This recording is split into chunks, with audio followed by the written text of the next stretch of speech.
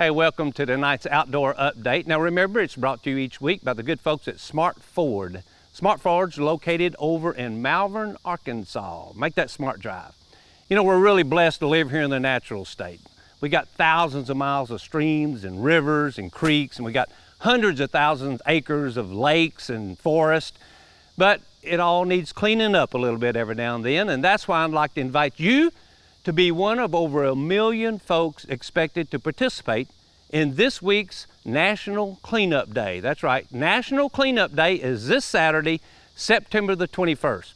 Hey, whether you go clean up a stream bank of your favorite creek or stream, or maybe a hiking trail that you really like, or even your deer camp, it really doesn't matter. Just do something. Help Arkansas keep the natural state natural. I'll see you next week on the Outdoor Update.